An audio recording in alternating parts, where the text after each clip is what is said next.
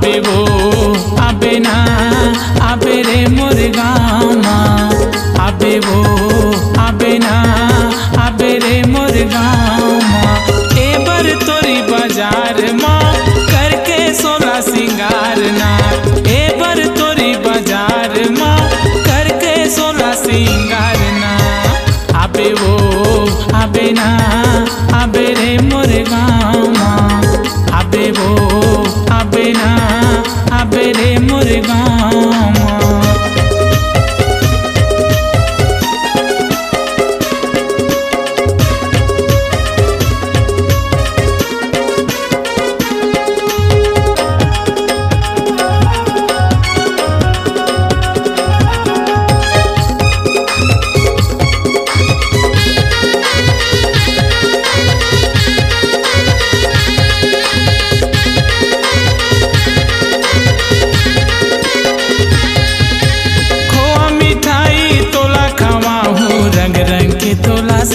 सजाहूँ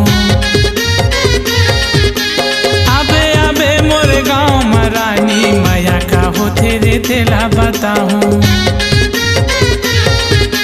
खोआ मिठाई तोला खवाहूँ रंग रंग के तोला सा सजाहूँ। आबे आबे मोर गाँव में रानी माया का हो तेरे तेला बताहूँ। करूँ मैं इंतजार ना ये दिल जानी दिलदार ना, करूँ मैं इंतजार ना ये दिल जानी दिलदार ना। आबे वो आबे ना आबे रे मोर गाँव माँ, आबे वो आबे ना आबे रे मोर गाँव माँ।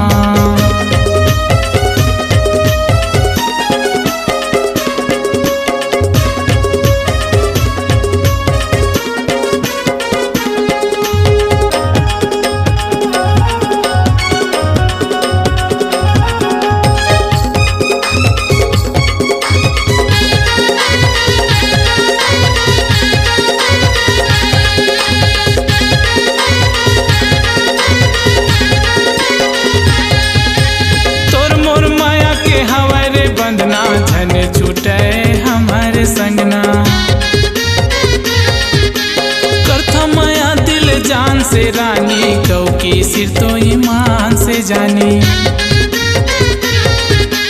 तोर मोर माया के हवारे बंधना छने छूटे हमारे संगना।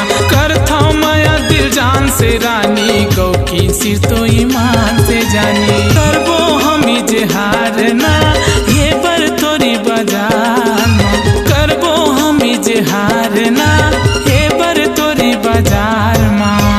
आबे वो आबे ना आबे रे मोर गाँव माँ, आबे वो आबे ना आबे रे मोर गाँव माँ। ए बर तोरी बाजार माँ करके सोला सिंगार ना, ए बर तोरी बाजार माँ करके सोला सिंगार ना। आबे वो आबे ना आबे रे मोर गाँव माँ, आबे वो आबे ना आबे रे मोर गाँव माँ। आबे वो आबे ना आबे रे मोर गाँव माँ, आबे वो आबे ना आबे रे मोर गाँव माँ। आबे वो आबे ना आबे रे मोर गाँव माँ, आबे वो आबे ना आबे रे मोर गाँव। छत्तीसगढ़ी लोकगीत में वीरेंद्र चतुर्वेदी का एक और नया धमाका गीत ऐसा जिसे सुनकर आप कमर लगे गुनगुनाने, संगीत ऐसा जिसे सुनकर आप झूम जाएंगे। संगीत मजेदार, गीत शानदार और आवाज जोरदार के साथ Chhattisgarhi audio video album Virendra Chaturvedi की शानदार प्रस्तुति ए पानीपुरी। तो देखना और सुनना न भूलें। कार्यक्रम हेतु संपर्क करें मैं रवि पंडित, मोबाइल नंबर 8959262959, वीरेंद्र चतुर्वेदी 8463827952।